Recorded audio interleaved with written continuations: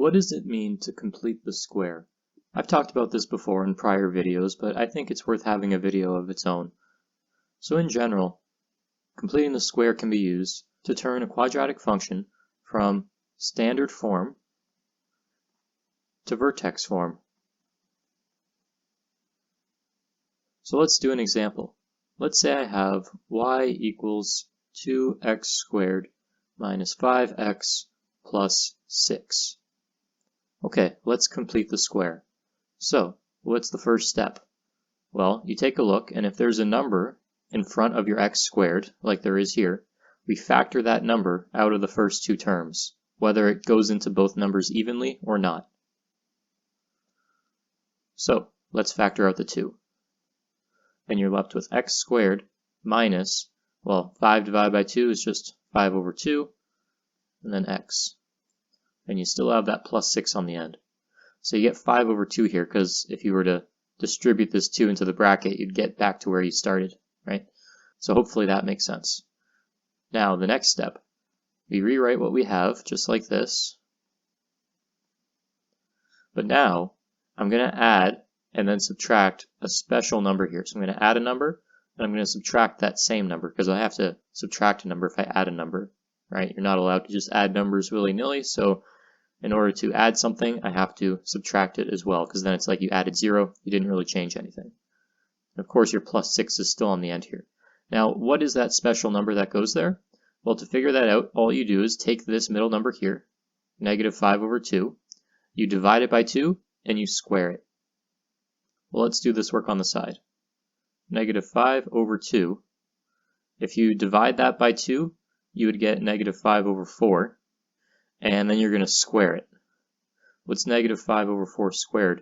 Well, that's just equal to 25 over 16. So that's the number we're going to add and subtract. 25 over 16, 25 over 16, just like that. So we took negative 5 over 2, divided it by 2, and squared it. That's the number we add and subtract. Okay. And the reason that we use that number specifically is where this process gets its name, completing the square. Because now, with those first 3 terms, we have created a perfect square trinomial.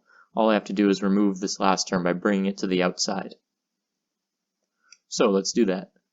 We have 2x squared minus 5 over 2x plus 25 over 16. And then you have plus 6 minus 25 over 16, because I'm bringing this one to the outside. But we have to remember that when it was inside the bracket, it was being multiplied by 2, right? There's 2 on the front, because that 2 is multiplying by everything inside the bracket. So when I take it out, I have to remember that 2 is still there. So I multiply it by 2. Okay? Next step, I have 2. We can actually factor this inside bracket. Remember, it's a perfect square trinomial. So when you factor it, you're just going to get x minus 5 over 4, and that's squared, right? So it's just half of this middle term, right? That's how you factor a perfect square trinomial.